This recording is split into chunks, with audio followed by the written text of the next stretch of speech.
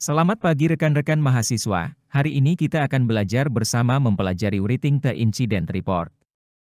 Dokumentasi terkait dengan sebuah insiden dapat berbentuk beberapa jenis. Panjang dokumen seringkali ditentukan oleh jenis insiden yang terjadi. Insiden sederhana yang memerlukan sedikit waktu untuk diselidiki dan memiliki dampak terbatas mungkin didokumentasikan secara informal dalam sistem tiket yang sudah ada. Namun, dalam investigasi insiden yang lebih kompleks, seperti pelanggaran data yang mengakibatkan pengungkapan informasi rahasia, seperti catatan medis atau informasi kartu kredit, diperlukan laporan tertulis yang ekstensif dan bukti pendukung. Ketika melakukan dokumentasi terkait insiden, tidak terlalu sulit untuk menentukan apa yang harus didokumentasikan. Mengikuti 5 pertanyaan utama, siapa, apa, di mana, kapan, dan mengapa, dan terkadang bagaimana, merupakan fondasi yang sangat baik ketika mempertimbangkan apa yang harus didokumentasikan selama sebuah insiden. Selain itu, sebuah prinsip yang baik ketika membahas dokumentasi, terutama dalam konteks implikasi hukum dari insiden keamanan, adalah aksioma bahwa jika Anda tidak mencatatnya, maka itu tidak terjadi.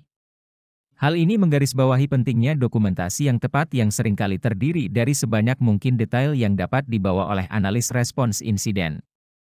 Analis mungkin terlibat dalam sebuah insiden yang berujung pada proses perdata. Memiliki sebanyak mungkin detail yang tersedia dalam laporan insiden akan memungkinkan analis untuk merekonstruksi peristiwa dengan benar. Kedalaman dokumentasi seringkali bergantung pada jenis, skala, dan cakupan sebuah insiden. Beberapa kategori umum yang digunakan dalam dokumentasi insiden meliputi 1. Sistem tiket masalah, digunakan oleh organisasi besar untuk melacak gangguan sistem dan masalah lainnya dalam infrastruktur jaringan saat ini. Meskipun dapat menyediakan sejumlah data terkait insiden, sistem ini cenderung lebih cocok digunakan untuk insiden-insiden kecil yang bisa diselesaikan dengan cepat. 2. Orkestrasi respons insiden. Beberapa organisasi menggunakan platform khusus respons insiden yang memungkinkan analis memasukkan data, melampirkan bukti, berkolaborasi dengan anggota tim, dan memanfaatkan sumber daya eksternal seperti analisis balik malware dan intelijen ancaman. 3. Laporan tertulis. Meskipun ada platform otomatisasi, beberapa insiden memerlukan laporan tertulis yang rinci, terbagi menjadi seperti ringkasan eksekutif untuk manajemen senior, laporan insiden yang mendetail, laporan forensik yang sangat terperinci dan teknis. Sumber data dalam pembuatan laporan insiden adalah pentingnya menyertakan berbagai jenis informasi, mulai dari observasi personal pengguna, data dari aplikasi, perangkat jaringan dan host, hingga alat forensik. Sumber-sumber ini memberikan data yang relevan untuk menyusun laporan insiden, baik untuk insiden kecil maupun insiden besar yang kompleks. Prinsip penting yang harus diikuti adalah menangkap dan menyertakan sebanyak mungkin informasi dalam laporan. Lebih baik memiliki lebih banyak informasi daripada kurang, untuk memastikan kelengkapan dan keakuratan dokumentasi terkait insiden tersebut. Pertimbangan terakhir dalam menyusun dokumentasi adalah siapa yang akan membaca laporan insiden dibandingkan dengan laporan forensik yang detail. Berikut adalah beberapa pihak, baik internal maupun eksternal organisasi, yang mungkin membaca laporan terkait insiden. 1. Eksekutif. Insiden berprofil tinggi mungkin diperhatikan oleh CEO atau CFO, terutama jika melibatkan media. Ringkasan eksekutif mungkin sudah cukup, namun jangan heran jika pimpinan senior memerlukan laporan yang lebih detail dan briefing selama dan setelah insiden berlangsung. 2. Personel teknologi informasi, mereka mungkin yang paling tertarik dengan temuan analis respons insiden. Kemungkinan besar, mereka akan meninjau analisis akar penyebab dan rekomendasi remediasi dengan sangat serius. 3. Hukum. Jika terjadi ancaman gugatan atau tindakan hukum lainnya, Departemen Hukum akan memeriksa laporan insiden untuk menentukan apakah ada kekurangan dalam keamanan atau prosedur yang relevan yang perlu diperjelas. Jangan heran jika revisi harus dilakukan. 4. Pemasaran. Tim pemasaran mungkin perlu meninjau ringkasan eksekutif atau laporan insiden untuk merancang pesan kepada pelanggan dalam kejadian pelanggaran data eksternal. 5. Regulator. Di industri yang diatur, seperti kesehatan dan lembaga keuangan, regulator seringkali akan meninjau laporan insiden untuk menentukan apakah ada potensi tanggung jawab dari pihak organisasi. Denda mungkin dikenakan berdasarkan jumlah catatan rahasia yang telah dilanggar, atau jika terlihat bahwa organisasi tersebut lalai. 6. Penegak hukum. Beberapa insiden memerlukan keterlibatan penegak hukum. Dalam hal ini, lembaga penegak hukum mungkin memerlukan salinan laporan insiden dan forensik untuk ditinjau. 7. Dukungan dari luar. Terkadang, mendatangkan bantuan forensik atau respons insiden dari luar menjadi perlu.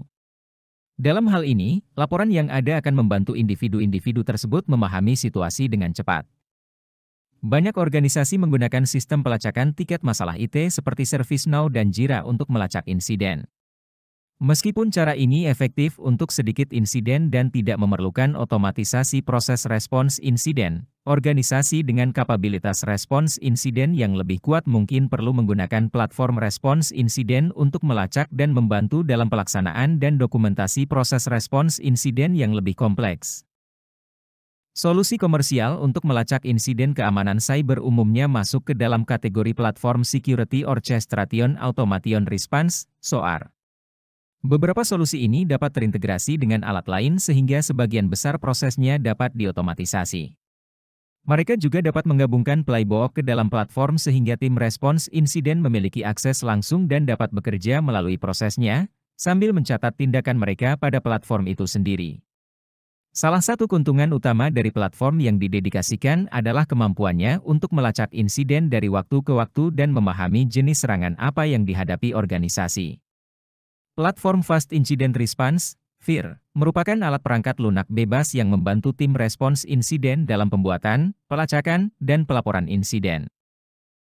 Aplikasi web ini memungkinkan siapapun di dalam sebuah organisasi untuk membuat insiden, membuat catatan, dan melacak insiden hingga selesai.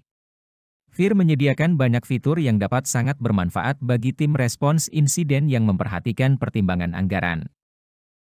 Alat ini menggunakan basis data MySQL dan kombinasi Python, Django, dan Bootstrap untuk menciptakan lingkungan aplikasi web di mana analis dan pengguna lain dapat memasukkan data, serta melakukan query.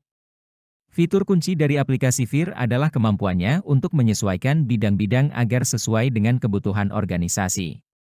FIR dapat diinstal baik dalam kontainer Docker maupun di sistem Linux, seperti Ubuntu. FIR tersedia untuk lingkungan pengembangan dan produksi, dengan instalasi opsi yang dipilih berdasarkan ukuran organisasi dan seberapa sering data akan dimasukkan ke dalam sistem. Struktur laporan tertulis seringkali ditentukan oleh beberapa faktor dalam respons terhadap insiden.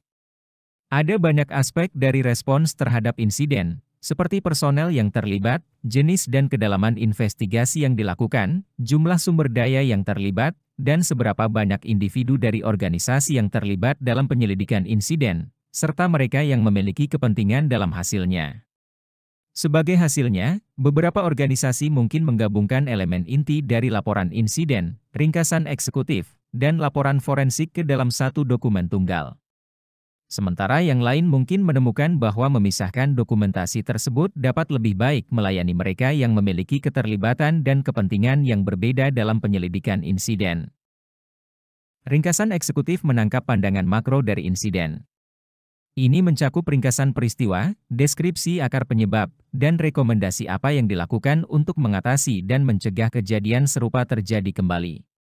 Di industri yang diatur, seperti lembaga keuangan atau rumah sakit yang memiliki persyaratan pelaporan wajib, adalah praktik yang baik untuk menyatakan apakah pemberitahuan tersebut diperlukan, dan, jika iya, berapa banyak catatan rahasia yang terpapar. Hal ini memungkinkan manajemen senior untuk memahami kedalaman insiden dan memastikan langkah-langkah hukum dan komunikasi dengan pelanggan yang sesuai. Laporan insiden memiliki audiens yang luas baik di dalam maupun di luar organisasi. Meskipun ada individu dengan keterampilan teknis terbatas yang akan meninjau laporan ini, penting untuk memiliki terminologi yang tepat dan data terkait. Selalu ada waktu untuk menjelaskan detail teknis kepada mereka yang mungkin bingung. Berikut adalah beberapa informasi kunci yang harus ditangkap dan dimasukkan ke dalam laporan. Latar belakang adalah gambaran umum dari insiden mulai dari deteksi hingga disposisi final. Latar belakang insiden harus mencakup bagaimana KSIR pertama kali mengetahui tentang insiden dan informasi awal apa yang tersedia. Selanjutnya, harus ditarik kesimpulan tentang jenis dan sejauh mana insiden tersebut. Laporan juga harus mencakup dampak pada sistem dan informasi rahasia apa yang mungkin telah dikompromi. Terakhir, harus mencakup gambaran tentang strategi penahanan apa yang digunakan dan bagaimana sistem kembali ke operasi normal. Kronologi peristiwa, saat laporan berpindah dari bagian latar belakang ke kronologi peristiwa, fokus pada detail meningkat. Kronologi peristiwa sebaiknya dikonfigurasi dalam format tabel. Untuk setiap tindakan yang dilakukan, entry harus dibuat dalam kronologi. Tabel tersebut menunjukkan tingkat detail yang harus disertakan. Gambaran infrastruktur jaringan, jika sebuah insiden melibatkan beberapa sistem di seluruh jaringan, adalah praktik yang baik untuk menyertakan diagram jaringan sistem yang terpengaruh dan gambaran tentang bagaimana sistem terhubung dan berkomunikasi satu sama lain. Tinjauan analisis forensik, insiden yang melibatkan analisis forensik dari log, memori, atau drive disk harus disertakan dalam laporan insiden. Ini memungkinkan pemangku kepentingan untuk memahami jenis analisis yang dilakukan, serta hasil dari analisis tersebut, tanpa harus menavigasi aspek teknis yang sangat dalam dari forensik digital. Tindakan penahanan, salah satu tugas kunci dari tim respons insiden adalah membatasi jumlah kerusakan pada sistem lain ketika insiden telah terdeteksi. Bagian ini dari laporan akan menyatakan jenis tindakan penahanan apa yang dilakukan, seperti mematikan sebuah sistem, memutuskan konektivitasnya ke jaringan, atau membatasi aksesnya ke internet. Analis juga harus memastikan bahwa efektivitas tindakan ini dimasukkan ke dalam laporan. Temuan analisis akar penyebab, bagian inti dari laporan yang paling bermanfaat bagi manajemen senior dan personel teknologi informasi adalah temuan dan, jika sudah ditemukan, akar penyebab. Bagian ini dari laporan harus komprehensif dan mencakup elemen-elemen dari kronologi peristiwa. Remediasi, jika langkah-langkah diambil selama insiden untuk memperbaiki kerentanan atau kekurangan lainnya, mereka harus dimasukkan ke dalam laporan. Rekomendasi akhir, setiap rekomendasi untuk perbaikan infrastruktur, penambalan kerentanan, atau kontrol tambahan harus disertakan dalam bagian ini dari laporan. Definisi khusus apapun yang akan membantu personel teknis memahami insiden harus disertakan dalam laporan. Laporan ini sangat mungkin sampai ke berbagai entitas di dalam maupun di luar organisasi. Laporan juga harus melewati setidaknya satu tinjauan kontrol kualitas untuk memastikan bahwa tidak ada kesalahan dan kelalaian dan dapat dibaca oleh audiens target. Laporan forensik merupakan jenis laporan yang paling kompleks secara teknis dari 3 jenis laporan utama. Analis harus bebas untuk memberikan informasi secara teknis seakurat mungkin dan tidak menyederhanakan laporan untuk mereka yang mungkin tidak berpengalaman dalam teknologi. Analis juga harus menyadari bahwa laporan forensik akan sangat kritis dalam pelaporan insiden secara keseluruhan jika dapat menentukan individu tertentu, seperti pelaku yang bersifat jahat. Dalam kasus di mana pelaku telah diidentifikasi, atau di mana insiden dapat menimbulkan konsekuensi hukum, laporan forensik akan mengalami banyak peninjauan. Oleh karena itu, penting bagi analis untuk sangat memperhatikan untuk menyelesaikannya dengan akurat dan menyeluruh. 1. Bio, latar belakang pemeriksa, untuk anggota audiens seperti auditor hukum atau eksternal, penting untuk memiliki gambaran tentang latar belakang dan kualifikasi analis forensik. Latar belakang ini harus mencakup pendidikan formal, pelatihan, pengalaman, dan gambaran pengalaman analis di pengadilan, termasuk apakah mereka diakui sebagai saksi ahli. CV lengkap dapat dilampirkan dalam laporan forensik, terutama jika diantisipasi bahwa laporan akan digunakan sebagai bagian dari kasus pengadilan. 2. Alat yang digunakan, laporan harus mencakup daftar lengkap alat keras dan lunak yang digunakan dalam analisis bukti. Informasi ini harus mencakup merek, model, dan nomor seri perangkat keras, seperti penahan tulis fisik, atau nama perangkat lunak dan versi yang digunakan untuk setiap perangkat lunak. Detail lebih lanjut yang dapat dimasukkan dalam laporan adalah bahwa semua alat diperbarui sebelum digunakan. 3. Item bukti. Daftar komprehensif item bukti harus mencakup gambar disk, tangkapan memori, atau file log yang diperoleh oleh analis selama insiden.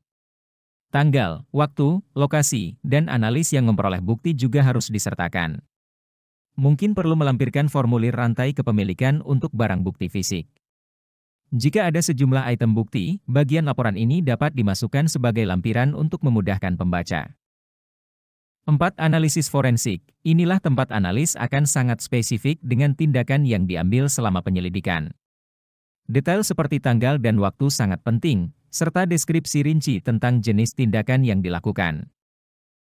5. Output alat. Telah ada banyak alat yang digunakan untuk menyelidiki sebuah insiden. Beberapa alat ini, seperti volatility atau recall, tidak memiliki kemampuan untuk menghasilkan laporan. Oleh karena itu, menjadi tanggung jawab analis untuk menangkap keluaran dari alat-alat ini. Analis dapat menyertakan tangkapan layar atau keluaran teks dari alat baris perintah ini dan harus mengintegrasikannya dalam laporan. Hal ini kritis jika alat-alat ini menghasilkan keluaran yang relevan dengan insiden. Sekian penjelasan materi hari ini, terima kasih dan jangan lupa like, comment, and subscribe untuk mendapatkan materi terbaru dari kami.